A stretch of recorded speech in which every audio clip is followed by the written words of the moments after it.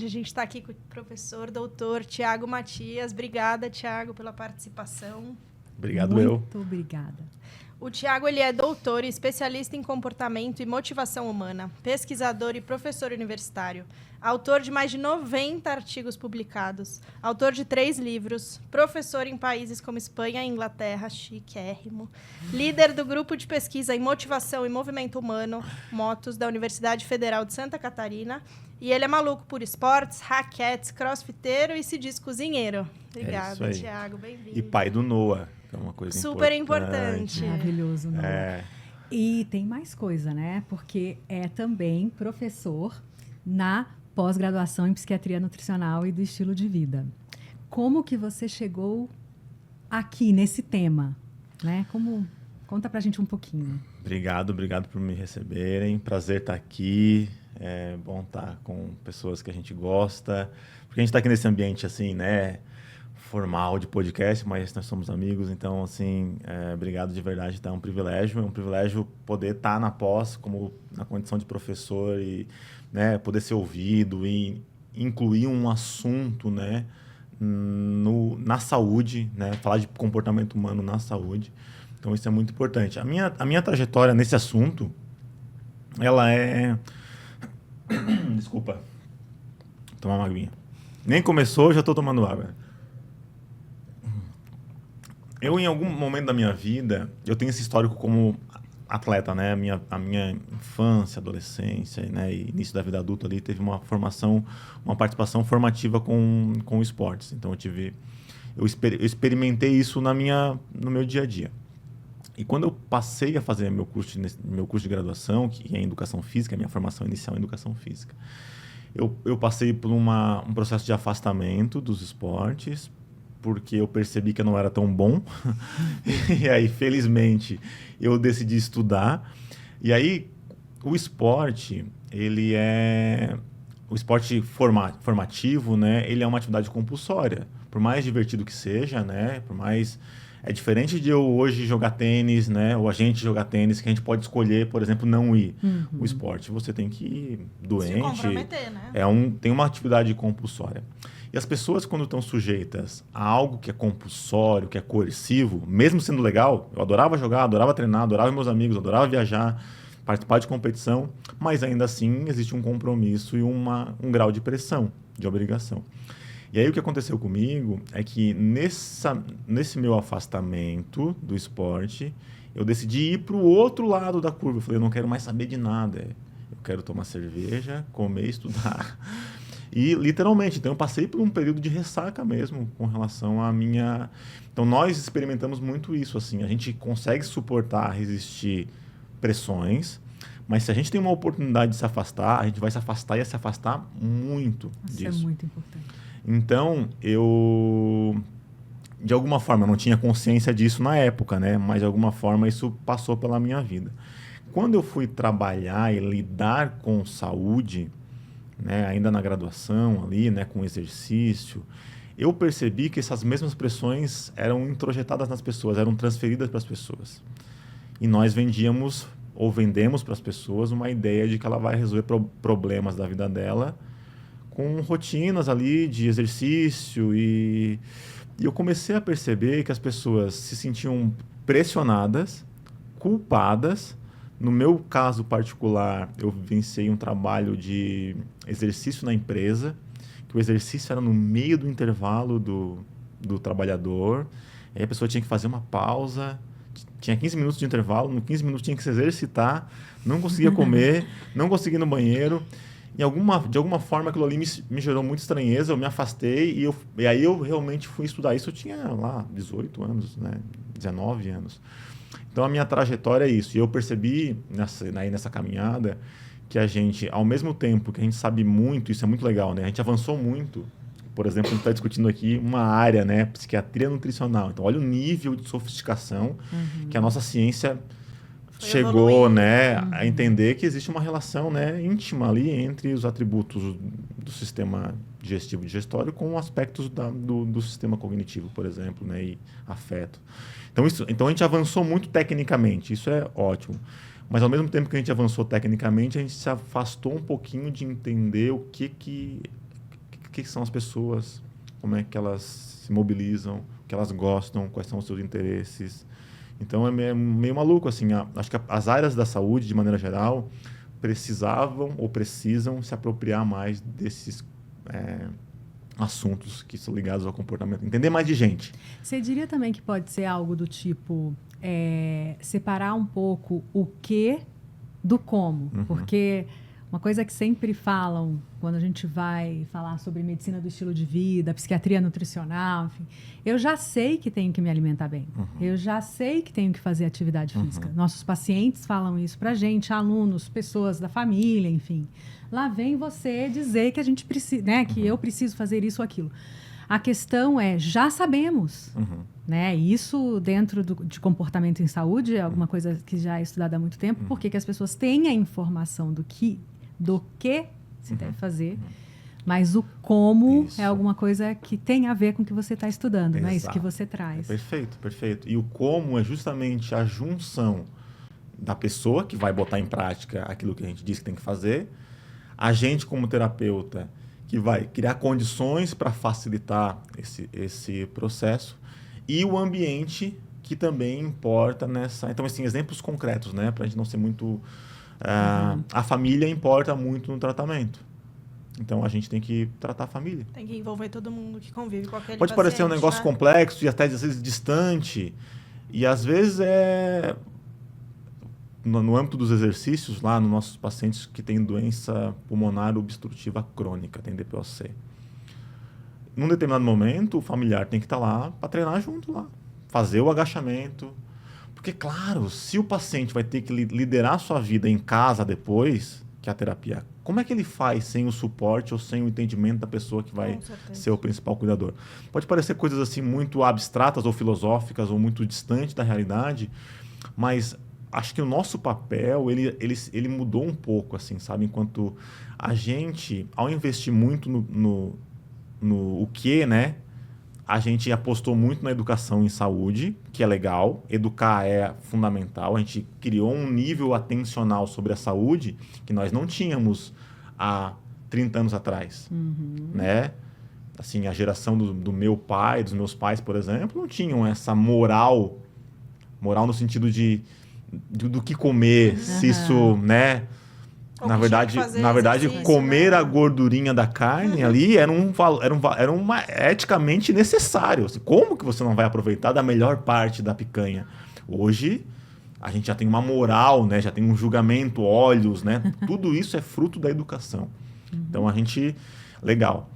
Mas, ao apostar excessivamente na educação, ou somente na educação, a gente descobriu que só educar não coloca as pessoas na metade do caminho da mudança. Essa frase é muito importante, não é minha. Repete. Essa frase é da professora Lauren Santos, ela é professora de Psicologia Social da Universidade de Yale. E ela fala o seguinte, que educar não coloca a pessoa na metade do caminho para a mudança. Isso é muito importante. Então, educação ela é basal, ela é estrutural, ela é necessária. Ela é fundamental. A gente não consegue estabelecer uma relação mínima se a pessoa não estiver minimamente dando os primeiros passinhos, né, do ponto de vista cognitivo, assim, né? Então, imagina que o nosso paciente tá empacado ali. Eu tenho que dar uma empurradinha. A educação é o alerta, o perigo. Eu falei, vai dar ruim. Essas coisas funcionam, mas não é suficiente. Então, como ele passa sobre agora a gente começar a entender... Legal, a gente chegou até aqui. Agora vamos entender um pouquinho como é que eu coloco isso em prática, como é que eu faço. Como é que eu fujo do mude os seus hábitos em 21 dias. Sabe? Como se fosse uma coisa super simples. Né? Ou toma vergonha na cara e se responsabilize pela sua vida. Levanta do sofá, né? Você é adulto, né? Então a gente começou a utilizar de termos estigmatizantes, inclusive, transferindo a responsabilidade do tipo, a minha parte eu fiz, agora, amigo, vai lá. Claro que o sujeito tem responsabilidade, mas o sujeito ele não vive no vácuo. O sujeito ele vive numa sociedade, com pessoas, ele tem interesses, ele tem dúvidas. E esse sujeito que a gente está conversando somos nós mesmos. Então essa área é uma área que faz a gente olhar para o que a gente faz na nossa vida. Porque a gente fica projetando a vida perfeita no paciente quando a nossa própria vida não é perfeita. Então, acho que estudar comportamento humano é um exercício de humildade também, De assim, empatia sabe? De também, empatia, né? De troca. de humildade, de autoconhecimento, de olhar para além da nossa própria arrogância técnica. Não arrogância no sentido ruim da palavra, mas que é isso, né? A gente é muito capaz, a gente é muito inteligente, a gente é muito... E o paciente, às vezes, ele olha pra gente assim, né? Ele olha com medo, ele tem medo de perguntar as coisas. Que ele acha que vai ser bobo, né? Nossos pacientes têm medo de perguntar. Olha só que curioso. A gente está validando um instrumento lá na UDESC. É um trabalho liderado pela professora Manuela Carlot. E os seus alunos, né? E eu participo desse projeto. E a validação de um instrumento que visa investigar o quanto a reabilitação que eles oferecem supre necessidades psicológicas básicas. Esse é um conceito importante, principalmente para a nutrição. Então, a gente sabe na nutrição que existem ali necessidades fisiológicas básicas, o comportamento alimentar é básico. No âmbito da psicologia, da psiquiatria, vão existir as necessidades psicológicas básicas. E essas necessidades psicológicas, elas são estruturas afetivas que garantem vontade, disposição, garantem energia mesmo, né? Assim, eu tô aqui, eu tô vivo, né? Por exemplo, eu me senti competente, né? Se a gente lembrar da nossa escolarização, nós mesmos, ou os nossos colegas, né? Quanto esse senso de competência ou de falhar numa disciplina diminuía eles, assim, né? Tornava eles autoestima. É isso, porque competência e o popular, o do esporte, o mais inteligente, ele estava lá, assim, né? Parece que brilha mesmo. Então isso é importante, né? Então, competência, autonomia, vínculo, autoproteção, tem uma série de amor, tem uma série de necessidades sendo reportadas. Então, nós estamos validando um instrumento para investigar isso. Uma das perguntas lá do questionário é se o paciente acredita que ele deve fazer perguntas, né? Escolher coisas dentro da terapia. E quando o paciente avalia essa pergunta, ele fala assim, não, eu não tenho que ter escolha. Ou seja, o paciente não reconhece que ele na terapia deve ter uma escolha. Ele não consegue nem conceber isso. Que ele tem um papel ali. Que ele tem um papel. Tratamento, né?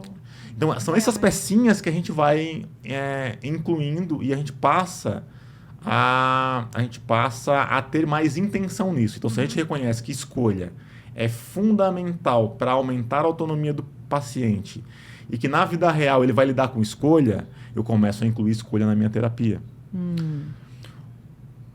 Qual que é o jogo? O jogo aqui é assim, ó. Muitas pessoas vão ouvir a gente falar e vão falar assim, mas isso eu já faço. Isso eu já sei. Na minha prática clínica eu já... Legal, a gente faz muito, muito bem porque a gente, como bicho, a gente consegue intuir, a gente vai aprendendo um sobre o outro na prática, no dia a dia, a gente vai intuindo sobre o que fazer, como o paciente age. A gente tem essa flexibilidade psicológica para lidar com o comportamento. Então, nós vamos se tornando mais especialistas com experiência. Mas experiência não garante que a minha intuição ela é a melhor possível, ou que ela vai sempre ser acertada. Então, intuição é um sistema frágil, apressado, viciado e às vezes birrento. A intuição é uma coisa, ela é processamento cognitivo de tipo 1.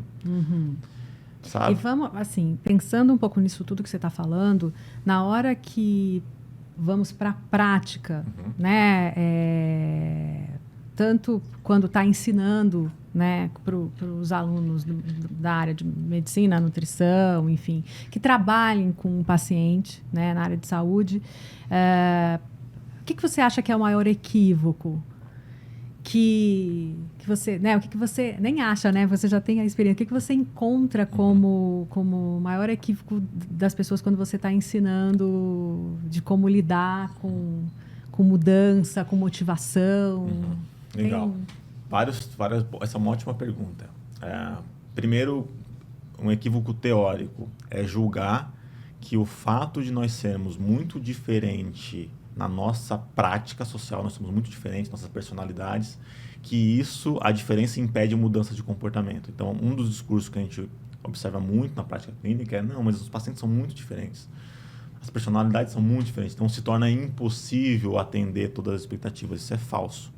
A gente é, sim, muito diferente, mas tem um conjunto de similaridades que a gente possui. Quer ver? A gente gosta de aprender. É uma coisa simples, mas a gente gosta de aprender. Um colega é consultor de atrações turísticas. Ele, né, visita, ele mapeia lá quais são os indicadores que precisam ser avaliados e ele avalia as atrações turísticas de todos os tipos. Numa das consultorias, ele estava avaliando hotéis e aí o dono do hotel reclamava que o consumo de cerveja no frigobar era muito baixo. Isso numa cidade do interior de Santa Catarina que se chama Blumenau, que é conhecida por ter as melhores cervejas artesanais do país. E aí a gente conversando ali, né, nessa troca de especialidades, né, a primeira coisa que a gente observa é como que um hotel numa cidade turística e com cervejas artesanais não tem cervejas artesanais no ambiente. E aí qual que é o argumento do dono, né? Não, mas a cerveja artesanal estraga muito rápido, a minha margem pode ser prejudicada e é difícil de vender. Então eu coloco as cervejas comerciais, mas ao mesmo tempo ele não vendia cerveja comercial. O que foi feito então como estratégia? Esvaziou-se o frigobar e ao invés da cerveja foi colocado uma historinha simples sobre como aquela cerveja é produzida, tinha um elemento de aprendizado ali. O que faz aquele bilhete? Faz a pessoa descer lá, abrir uma única geladeira que gasta menos energia e comprar a cerveja artesanal.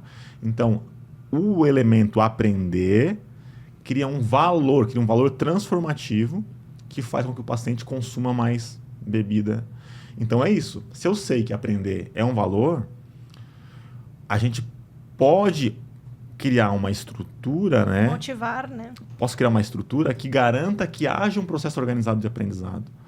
Porque uma coisa é eu informar e achar que ele está aprendendo. Outra coisa é ele materializar algum aprendizado, é ele botar a mão na massa, é ele responder, fazer um quiz, desenhar, fazer... Que é até aquela pirâmide que a gente sempre vê, né? Que lê, né? Ver isso, aprende da compreensão. Ler, escutar e falar, e ensinar, e dar aula, como Exato. A gente aprende. Porque quando ele sair do consultório, o que ele vai lembrar é justamente dessa experiência.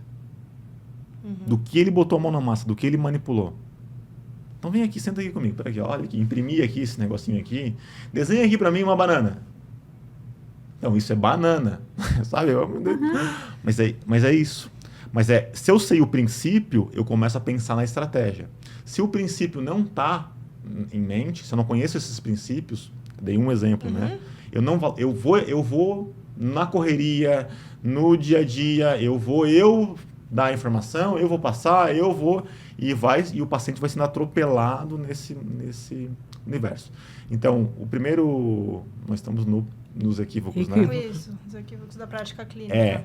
O primeiro é achar, né, que essa coisa chamada diversidade, personalidade, ela é impeditiva de mudança. Não é. Porque aprender é um traço comum de todo mundo. Uma curiosidade. Sabe? Então, esse é um ponto do ponto de vista teórico. Do ponto de vista prático, é um valor excessivo na dimensão disciplina. Achar que disciplina é um comportamento que vai garantir mudanças de comportamento. E aí eu convido quem está nos ouvindo a fazer uma autorreflexão. Nós somos mais disciplinados ou nós somos mais sapequinhas? Sabe, assim... Então a gente projeta um valor para o paciente que não versa com a nossa vida. Eu não estou dizendo que disciplina não é algo importante. Disciplina é muito importante. Faz parte do processo? Faz muito parte do processo, mas a disciplina é mais consequência do que a causa. Entendi. Porque eu olho para o paciente assim e falo assim, tem que se disciplinar, né? Nossos pacientes não conseguem tomar antibiótico.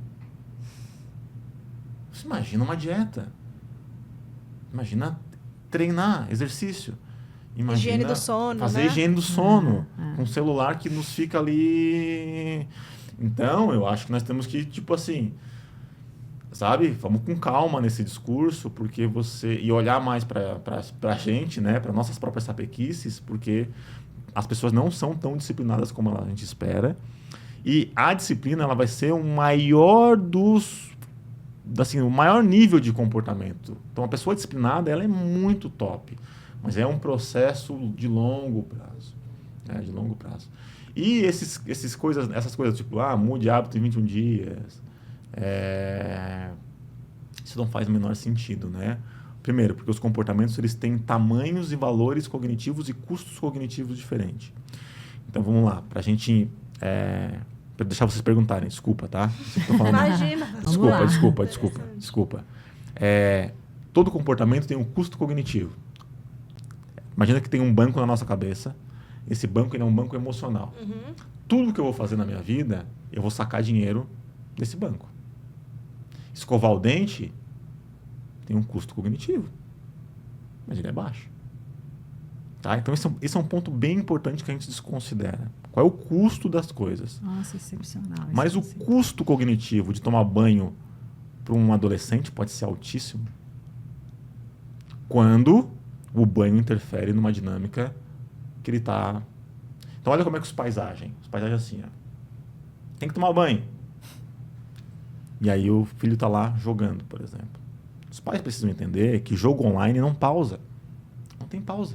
Não tem como parar. Começou o jogo online, é uma desgraça esse negócio. Tá? E aí, os pais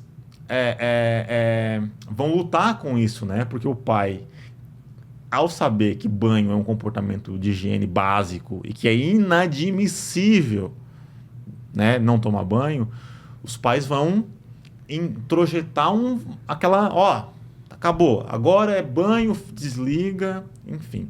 O que isso gera no comportamento do filho? Gera um aumento do custo. Aumento da resistência. Aumento da resistência, claro. Então, como é que a gente pode agir de forma comportamental, pensando quem é pai e mãe aí, atenção, dica de ouro, tá? Dá um corte bom aí no Instagram. Filhão, é o seguinte, banho das 6 às 9 da noite. Inegociável. Entre 6 e 9 da noite, tu precisa tomar banho. Muda tudo, porque a pessoa passa a organizar a vida, né? Já sabendo se ele vai tomar banho antes de começar a jogar ou depois de jogar. E ele vai ter que arcar com a consequência disso. Porque houve um processo de negociação e eu diminuí o custo do banho porque eu abri margem para isso. Então, assim, percebam que eu usei de uma estratégia que é comportamental.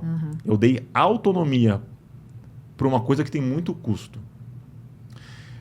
Então, levar em consideração esses custos, ele é super importante, porque senão a gente fica achando que tudo é igual, né? Escovar o dente é igual a fazer exercício, que é igual a dormir, que é igual a cozinhar, né? Pensa dos pacientes, né? Tem o custo que é pedir desculpa. E sair da cama, né? Muitas vezes, né? Pensando na variedade das acho pessoas. Que disso, falando aí a respeito de medicina do estilo de vida, os pilares, né? Você está falando de escovar dente, que é algo que se tornou um hábito e tudo aquilo que a gente, né, faz todos os dias, durante décadas, é algo que vai perdendo o custo. Também tem isso.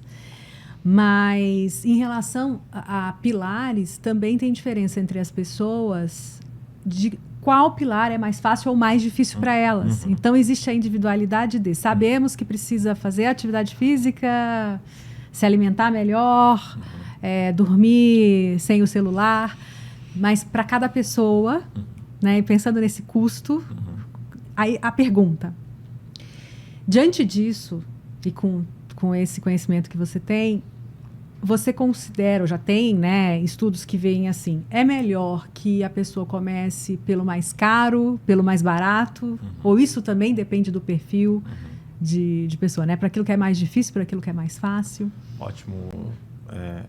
Assim, de maneira geral, fazer o primeiro passo mais fácil, mais simples, comportamentalmente, ele tende a ser melhor, sabe? Tende a ser muito melhor.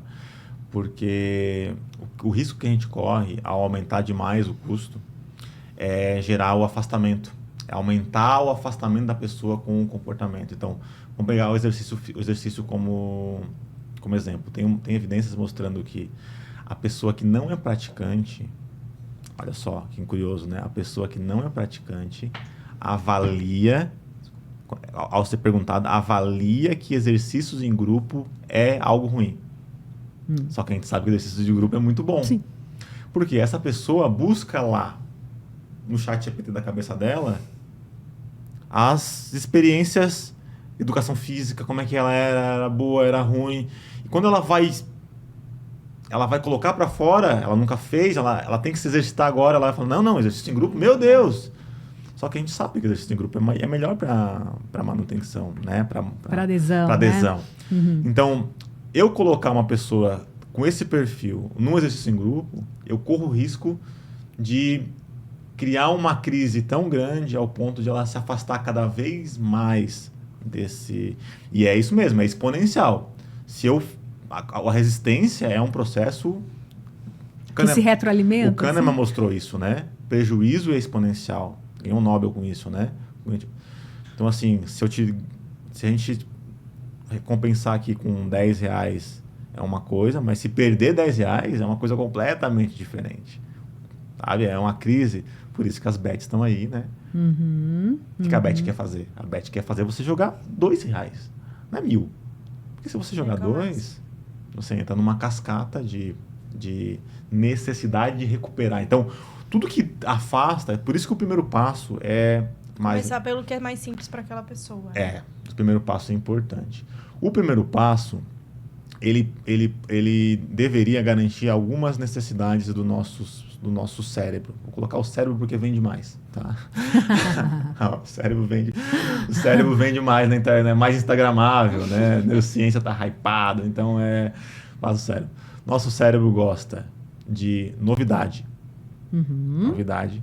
Nosso cérebro gosta de associação, né? Então, principalmente se essa associação for emotional arousal, né? Assim, uau!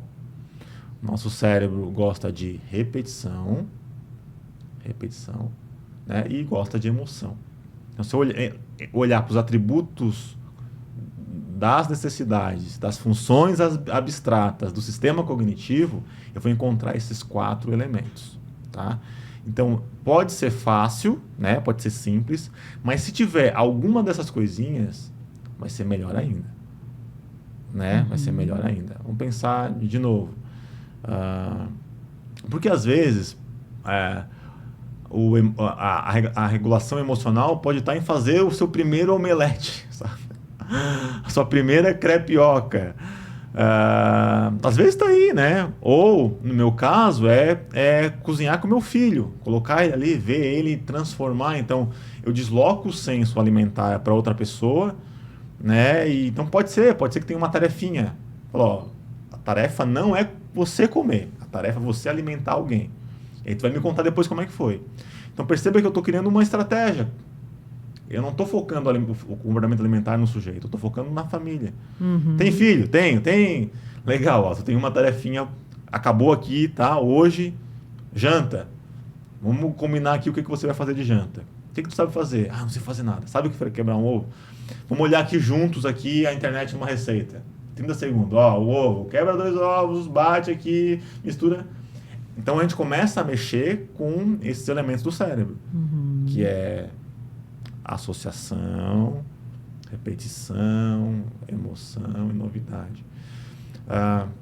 Então é isso, né? Começar pelo mais fácil é importante. Tem como avaliar isso. Tem algoritmos bastante simples, né? E aí tem modelos, um dos modelos que é bem conhecido é o modelo transteórico. O modelo transteorético é bem conhecido na literatura. Basicamente o que o Prochaska e o Di Clemente mostraram é que as pessoas transitam em estágios de mudança e que não existem saltos qualitativos. Qual que é a expectativa clínica nossa? Que o paciente entrou e ele vai dar um pulo, vai pegar uma vara lá e vai saltar. Essa é a expectativa que a gente tem. O Prochaska e Di Clemente mostra que não é assim que as pessoas vão transitar em estágios. Quais são esses estágios? pré-contemplação, que é a pessoa que não quer saber. Posso traduzir para prática clínica, é isso? Vai. Doutora Ana Paula, eu não quero parar de fumar. Eu não fala sobre isso, não quero saber, Perfeito. não está no momento, estou muito nervoso, nervosa, etc. Perfeito. Então esse é um pode ser um Isso. pré-contemplação. Não quero nem tocar Ela no não assunto. está preparada para Não estou mudar. preparada. Empacado, literalmente, empacado, né? A gente tá ali e ainda faz resistência contrária, né? Olha como a pré-contemplação é um estágio danado, porque a pessoa tende a fazer uma resistência contrária, é a pessoa que faz piada do comportamento. Isso. E aí é isso, né? Você identifica um paciente em pré-contemplação, aí você vai logo querer mudar, né? E aí que vai criar resistência e é um ciclo ao contrário do que a gente quer, né? Então, como é importante. E é uma coisa simples, né? É uma coisa É que só ouvir, né? que a gente ensina muito para os alunos, para os residentes, para, enfim, alunos da pós. Né, falando da questão de um erro possível na prática, a pessoa falou, eu não quero falar sobre isso, não vale! É simples assim, não é uma questão de pegadinha. respeito, né? Mas não é uma pegadinha, porque tem gente que vai falar, então é disso que precisamos falar? Mas vai lá, segue no raciocínio. Não, é isso aí, perfeito. Eu acho que os exemplos ajudam a ilustrar. E são rotinas que hoje a gente ainda não... Como é que eu vejo a realidade, tá? A gente não consegue ainda implementar isso na rotina clínica, assim, sabe? Entrar nas nossas anamneses, nas nossas avaliações. Eu tenho me esforçado muito para fazer essas coisas entrarem, validando instrumento, oferecendo consultoria, treinando pessoas. É um trabalho... Mas é isso, a gente vai ter que avançar mesmo na nossa instrumentalização, inclusive de ferramentas, né, das coisas que a gente pergunta, de estar lá marcado, ter fichas mais organizadas. Hoje, com tecnologia, né, eu estou trabalhando muito com isso para facilitar. Mas, diante de uma multiplicidade de comportamentos que eu precisaria mudar, vamos pensar na psiquiatria, né? Mesmo a nutrição, que vai lidar com outros comportamentos associados, né? Sono, claro. Sono nem se fala, né? Olhar e ver qual comportamento a pessoa está mais, em qual nível que ele está ali, seria importante. Então, pré-contemplação, está empacado ali, né? Contemplação, a pessoa já tem um valor educativo, uma moral, né? A pessoa até entende, né, que legal, aceito, acho legal, sei que é importante, sei que faz bem, mas não muda nada também, vai continuar. E uma coisa importante, as pessoas tendem a passar a vida em contemplação para muitas coisas. Faz sentido mesmo. Né? Tá? Contemplação. Uma coisa que eu gosto de falar, agora é a parte mais filosófica do Thiago, que é teoria, teoria, é psicologia, né? Nós temos uma versão da nossa vida que ela é real e uma versão que ela é projetada. São nossas ideias, valores. O ser humano, ele é um ser, assim, dramático, sabe? Ele acorda às 5h30, mas quando ele vai narrar, ele narra que acordou às 5. Porque ele quer gerar empatia, ele quer que o mundo seja mais responsivo a ele. O paciente é isso, sabe? Mas olha que legal. Entre aquilo que a gente faz mesmo, bota na prática, tá? E todo mundo é assim, galera, não se culpem, tá? Não sou só eu que sou assim, dramático. Tá? Todo mundo tem esse drama, uns mais, outros menos, tá? Qual que é um dos grandes objetivos da vida? É a gente estreitar essa relação.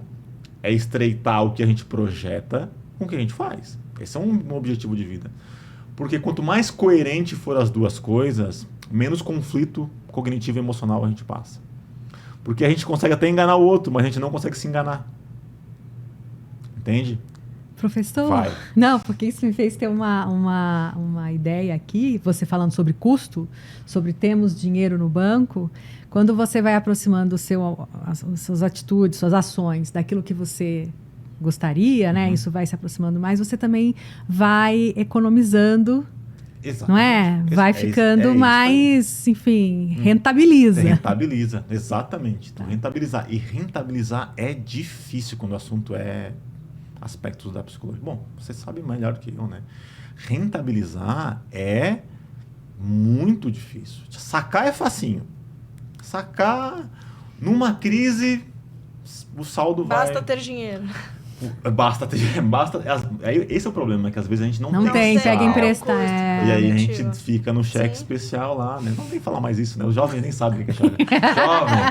Jovem, você que tá Conta ouvindo, negativa. você que tá me ouvindo, o Nubank, sabe? Não pode falar, né? O Merchan.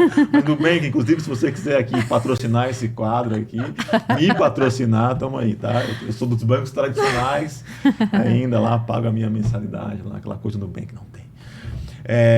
Mas é isso, a gente saca, né, sem ter. E o que a gente faz com o paciente é isso. A gente quer que ele saque sem ele ter. Então, talvez um dos trabalhos, agora falando assim, fazendo analogia, né, é construir saldo mesmo na poupança do nosso paciente. Fazendo uma poupança, que acho que até isso é legal, né? Começar do começo e depois valorizar isso, né? Olha, você chegou aqui, você não fazia, né? Não almoçava, você tá almoçando, agora vamos pro próximo passo, né? E caminhar. Sabe uma coisa agora, falando aqui, né, para nutricionista, né, uma coisa que me deixa muito... Eu não, assim, eu tendo... Vamos lá, como pesquisador, eu não julgo, mas como pessoa eu julgo. PJ você não julga. Exatamente. E aí eu vejo ali, né, o paciente sai da consulta, às vezes ali já querendo pesar o alimento e a banana, não. E às vezes eu vejo na internet assim discursos, né? Mas lógico que tem que pesar.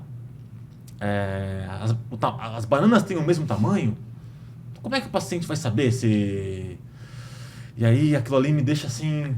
Porque o problema não é pesar. Muito além, né? Na verdade não é nem além, é muito antes disso, né? Cara...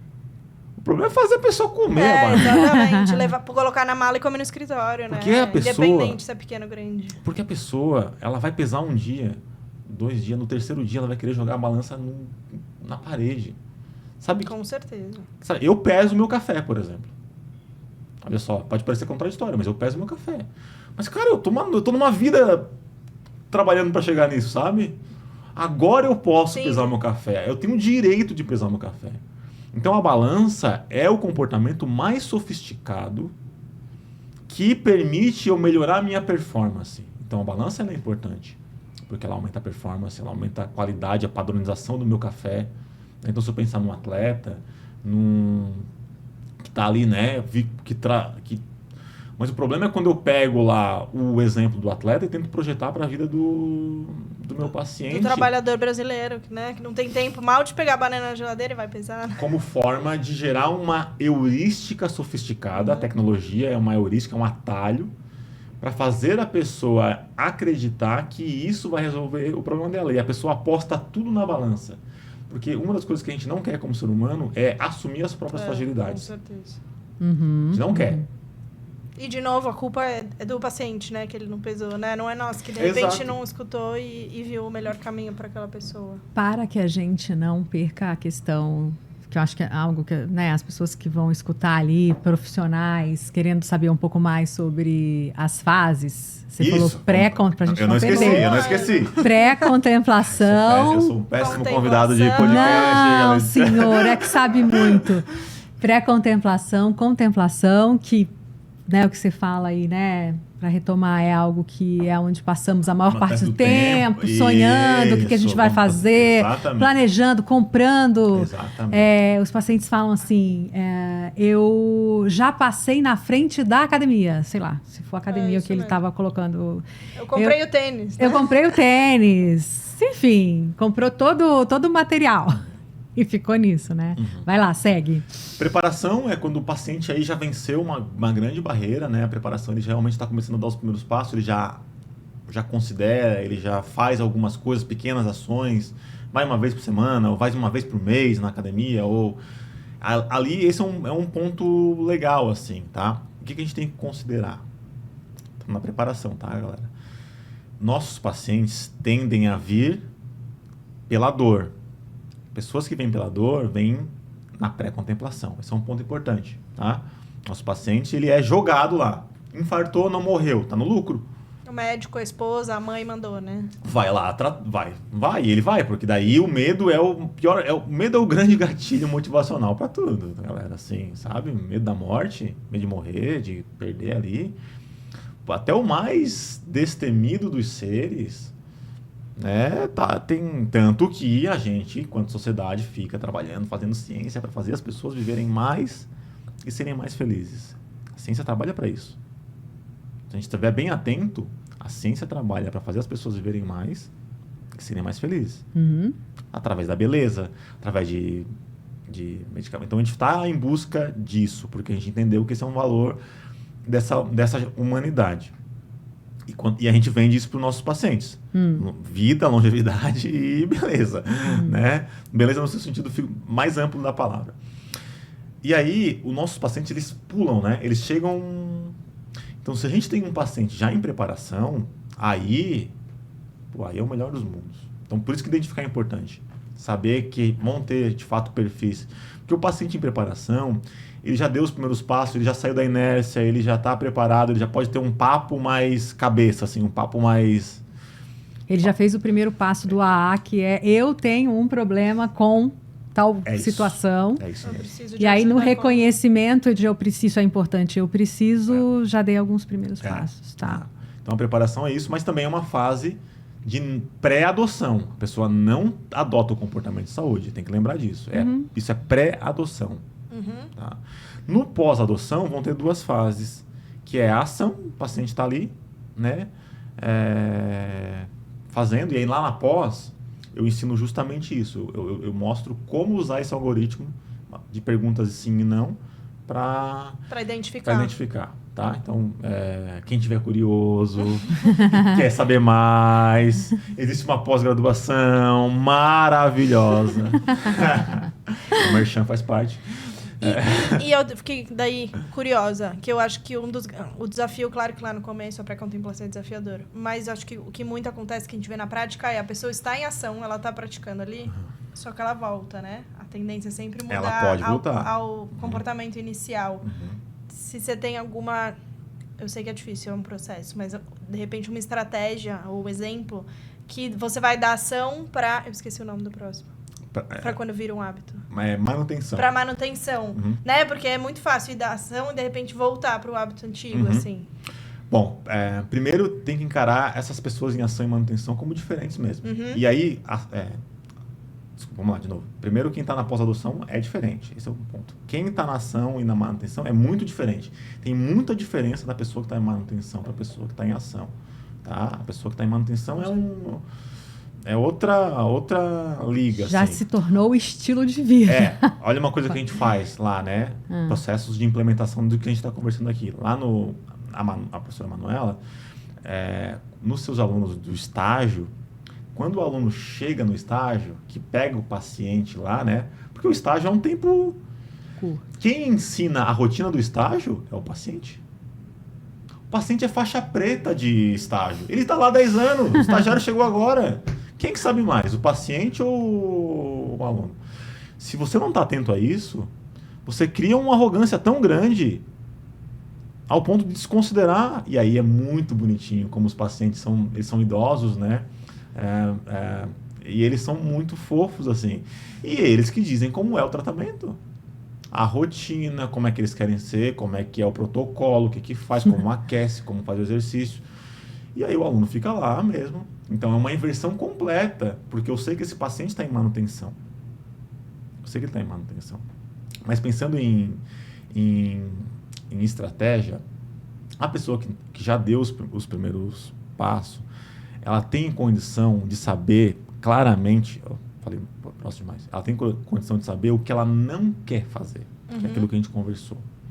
Então a gente tenta projetar muito, essa é uma dica bem importante, tá? O que eu não quero? Listinha do não quero. Não quero isso. Porque quem já fez tem mais clareza. Nossa, isso é... Posso? Que é o seguinte, eu fico pensando nos pacientes... Já? Pois o tempo está voando. Vamos mais 15 minutinhos. Assim, natação. Então, eu tenho muitos pacientes que amam nadar. Mas falam assim... Olha, porque eu vou perguntando, né? Qual é o tipo de coisa que você gosta ou já gostou? Ainda tentando entender e tal. E aí a pessoa fala, adoro nadar. Eu falei, nossa, legal. Mas só de pensar em fazer a mala, E ter que tomar banho, e aí as mulheres, né? E ter que Lavar o cabelo e secar. Não, eu já desisti, né? Então, é um pouco isso, não é? É bem por aí. isso. Por exemplo, a pessoa fala, eu amo nadar, então é isso, vou me matricular. Só que, né, Vai existe lidar, uma... Isso. exatamente. Então, é um pouco... Pode ser por aí, assim. É totalmente por aí. Uma das coisas que eu ensino, principalmente as turmas novas, vão receber agora esse conteúdo atualizado, que é... Tá bom, Merchan, né? Só você, Thiago. Vamos lá. Mas é porque é verdade, né? Tem coisa... Eu acho Não, que é verdade. interessante... Vai se pessoas- atualizar, ainda está se atualizando, né? Uma temática É uma Claro. temática e o quanto a gente não consegue dar conta de tudo. Não dá. Mas imagina... Você está estudando há quantos anos, Thiago? Isso? Eu tô indo para 20 anos, né, de desenvolvimento nessa área, de pesquisa. Em uma hora é uma pincelada. Então assim, tem Vamos muita lá, coisa gente. nova vindo aí. Ainda conseguiu falar muita coisa, mas vai lá. Então vai ter coisa nova. E aí, tem um modelinho de avaliação, tô tentando... O que me incomoda? Eu sei que essa linguagem é uma linguagem, às vezes, abstrata, gera muito, assim, as pessoas acham legal, tal, mas na hora de aplicar, tipo, é uma coisa... Um desafio. Desafiador e meio complexo. E ao ser tudo isso, eu vou no padrão modo de fábrica mesmo. Então eu tenho me esforçado, tá? Prometo para vocês, eu tenho me esforçado muito para dar razão, para dar forma, para dar objetividade no bom sentido da palavra. Mas, de novo, mudar comportamento não é fácil. Então, não existe resolver um problema complexo com soluções simples. Problemas complexos vão exigir soluções igualmente complexas. E aí é o compromisso que cada um vai ter que assumir com relação à sua prática e aquilo que ela espera da sua profissão, né? Do quanto ela quer mudar realmente a vida dos pacientes, do quanto ela valoriza a mudança de comportamento ou não, se quer encher só o bolso de dinheiro, ir para casa e tá tudo bem. Aí são escolhas que as pessoas vão fazer.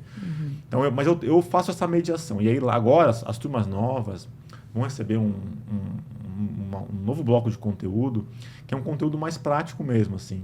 E um desses conteúdos práticos, eu mostro um conjunto de perguntas que a gente pode fazer para identificar esse ponto, as barreiras, que são os nãos.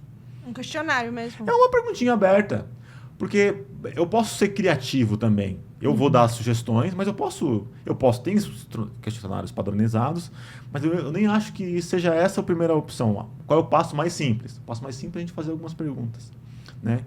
Então, pessoa em ação, está ali. O que ela não quer? Quais são as barreiras?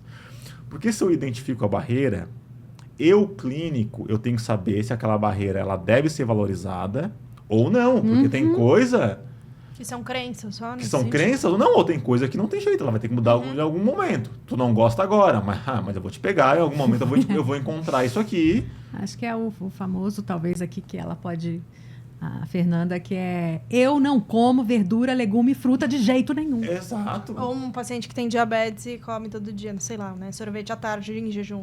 Tipo assim, tem coisas que são... Tá vendo? Ela vê. Pois é. Tem coisas que precisam mudar. Então, eu tenho que dica. ter anotado essa coisa, né? Eu tenho que ter uma coisa organizada no sentido de que, legal, esse não aqui, tudo bem. E a gente sendo com o paciente, a gente vai falar para ele. Falar, legal, não vamos dar bola para isso. Legal, não vamos dar bola para isso. Ou pelo menos não agora. Não agora. Isso aqui, tá bom, eu não vou olhar para isso agora. Mas já se prepara, porque isso aqui eu vou olhar num determinado momento da nossa conduta aqui. Combinado? Combinado. E aí isso é melhor, porque eu já antecipo algo que ele vai enfrentar. Ao fazer isso, eu garanto para vocês, essa pessoa vai passar a se preocupar com esse...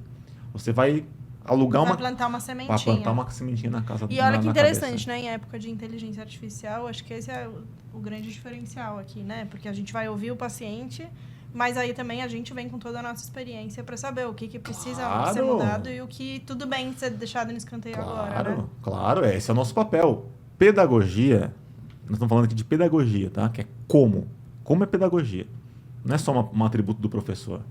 Como essa habilidade de transformar as coisas, de dar exemplo, fazer analogia, aproximar. Isso é pedagogia. Envolve técnica, método e assim por diante. 20 anos de estudo. Envolve bastante. envolve bastante estudo. Mas um pai, uma mãe, um professor, um terapeuta, ele tem que ter convicção do que ele quer. Ele tem que ter convicção, ele tem que saber. E é isso, né? Então, com o Noah e com o Theo... E o Miguel? E o Miguel. Às vezes as coisas vão ter que... E aí envolve insistência, repetição, volta aqui. Paciência. Tensão, né?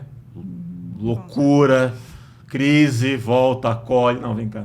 Mas, de novo, se você tem, né? Se você sabe o que você quer, né? O objetivo que você quer chegar. A gente tá caminhando no final, tem uma coisa que eu gostaria de deixar de falar, ótimo, que é muito importante. Já se adiantou. Eu sei que tem várias perguntas. Depois vamos fazer as perguntinhas. Faz que dá tempo, tá? Faz que dá tempo. Que é assim, ó. A gente tem que encarar a nossa terapia como mais como uma história, sabe? Tem que ter um storytelling. Tem que ser uma novela. Entendeu? A gente tem que projetar a terapia como realmente uma coisinha amarrada na outra e que o paciente vai navegar numa historinha. Uhum. Porque se ele sabe em que momento da história que ele está, ele fica mais confortável, assim. Ele, de novo, os pacientes vão introjetar na gente o chip a resposta rápida. Agora, se ele entra ali, ele sabe que tem uma narrativa, olha, é isso que a gente vai fazer aqui ao longo do tempo, acontece assim, assim, assim. Tu vai lidar com esses problemas aqui, depois com esse, depois com esse. E aí ele vai se identificando onde é que ele está, ele vai mudando de faixa, digamos assim, sabe?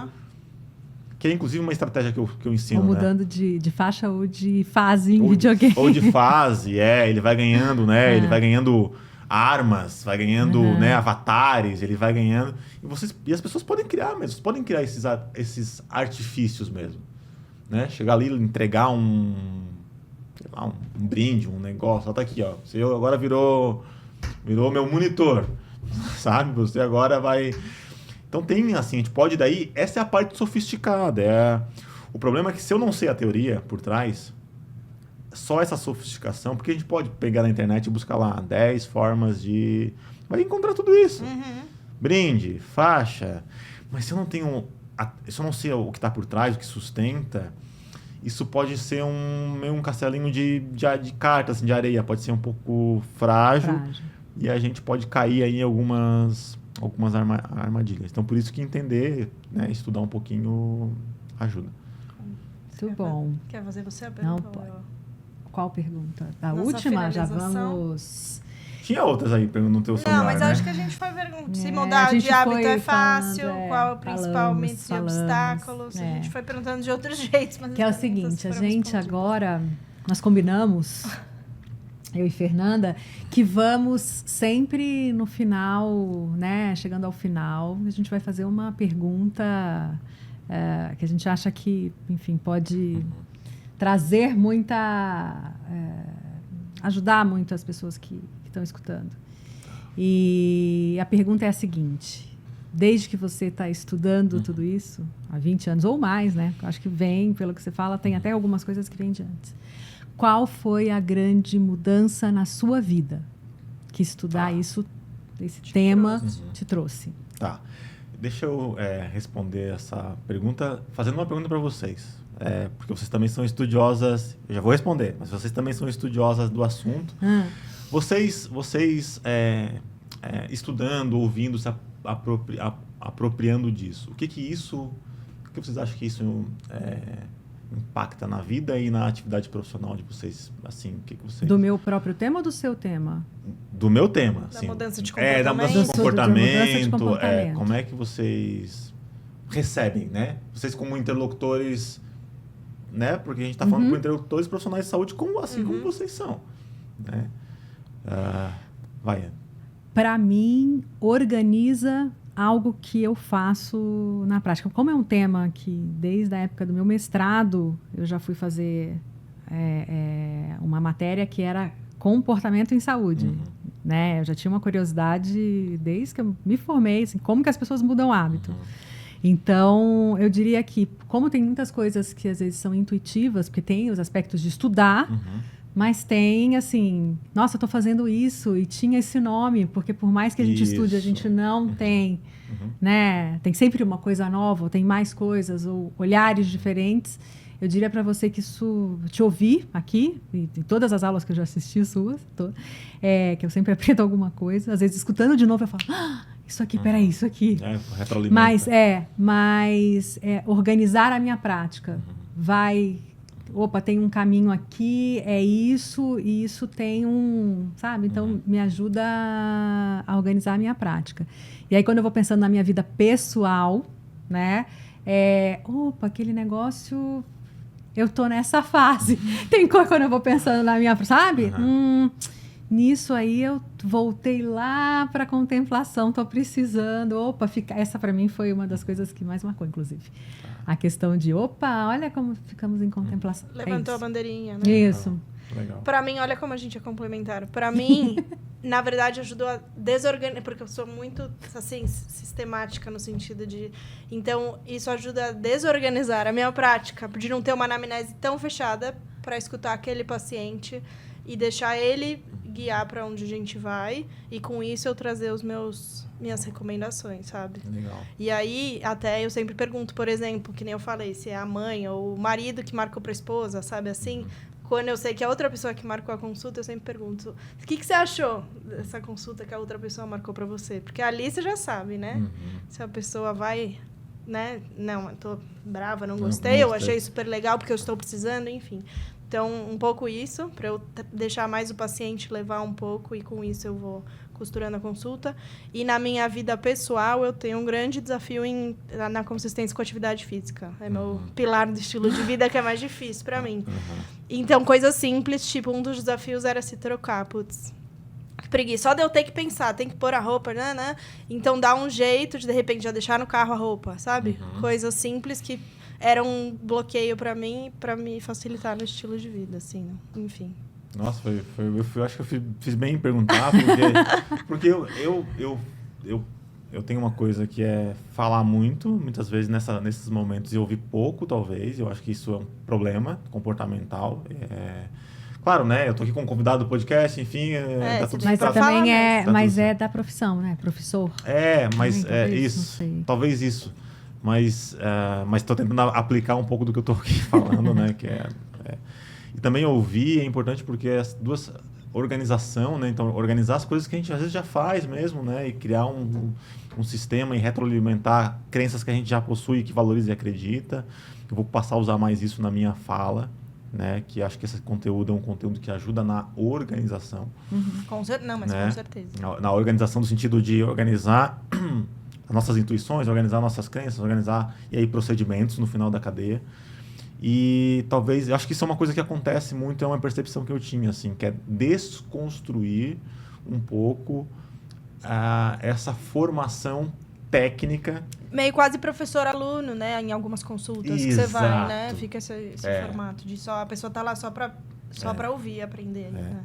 Então, a gente, por ter essa matriz da biomedicina, né, que se construiu no modelo, não é uma crítica vazia, assim, é uma realidade, né, de um espaço, né, centrado no terapeuta, num espaço de paciente, né? Exato, de passivo, ter, né, de ser passivo num espaço, às vezes sem cor, né, às vezes, né, sem uma música, coisas que no nosso trabalho pode ter, né, na psiquiatria pode ter uma música, na nutrição pode ter uma música. Então, criar essa desconstrução formativa, eu acho que é uma das missões dessa área, assim, né? E reconhecer, enfim, os potenciais que as pessoas já trazem para os seus próprios tratamentos. Gostei. Para mim, esse tema, do ponto de vista pessoal, eu queria ter uma resposta mais objetiva, que vendesse mais, sabe, assim. Não, eu queria, vou fazer uma terapia aqui. Fale mais sobre isso. Eu queria bombar mais na internet. As pessoas não querem ouvir o que eu tô falando. Querem sim. Elas precisam. Precisam. Não, eu sou insistente, assim, eu me esforço. Tal. Mas às vezes a pessoa, sei lá, quer saber como é que agacha, como é que... Mas tudo bem. Eu acho que eu me torno mais, assim, mais empático com as pessoas. Acho que eu me torno mais empático. E esse assunto, pessoalmente, me faz ter mais autoentendimento, assim. Eu consigo me auto-perceber talvez eu não consiga resolver, mas eu consigo ter mais autoconhecimento mesmo e duvidar menos das coisas que eu preciso fazer. Então, assim, ao reconhecer que medo é uma vulnerabilidade emocional importante, isso eu aprendi estudando, né? Eu tento construir uma vida encorajada, com coragem. Eu quero ser corajoso. Eu acerto sempre? Não, tenho muitos medos. Então, isso traz um pouco de consciência, sabe? Assim, esse assunto traz um pouco de consciência de autoconhecimento e aí que permite a gente não duvidar da nossa... Então, assim, a resposta é uma... Desculpa, pessoal. Não, foi uma resposta maravilhosa. Porque isso que você falou, no que se refere, por exemplo, da questão do medo, e só para saber se eu entendi corretamente, porque eu acho isso tão importante, a gente identificar quais são os nossos comportamentos que estão indo pelo medo, pode ser um grande fator para ajudar a mudar, porque se você vai, né, por aquilo que você deseja, apesar do medo, mas você não está indo pelo medo, isso faz toda a diferença na prática, né? Achei excepcional a sua resposta. Toda a diferença. Muito obrigada. Obrigada, Thiago. Foi um prazer, né? Eu que agradeço. Me convidem mais. Vamos. A gente vai precisar de algumas. Vamos precisar de muitas. E a gente conta pro pessoal, se eles quiserem te ver nas redes, para você bombar nas redes, onde eles te procuram. Vou falar aqui agora pra câmera. Vocês me encontram no Instagram, eu tenho um perfil lá muito modesto, mas honesto. Eu me esforço bastante nas coisas que eu faço lá e coloco bastante intenção para aumentar a divulgação desse assunto. Apesar das brincadeiras aqui, eu acho que a gente já ocupou muito espaço, eu acho que a gente está aí realmente sendo ouvido, né, nos congressos médicos, acho que é muito legal, né, nas pós-graduações. Então, as pós-graduações, elas hoje têm essas cadeiras, né, então eu me sinto assim muito privilegiado de verdade, sabe, poder ser ouvido, eu encaro como um privilégio. Lá no Instagram eu estou no @thiagomatias.prof, Thiago com TH, Matias TI, thiagomatias.prof, me chama lá, me segue, compartilha, curte, vai dar tudo certo e fala da pós. Obrigada. Muito obrigada. E eu já estou curiosa para assistir a sua próxima aula. Tem novidade? Conheça as novidades. Tem novidade. Muito obrigada.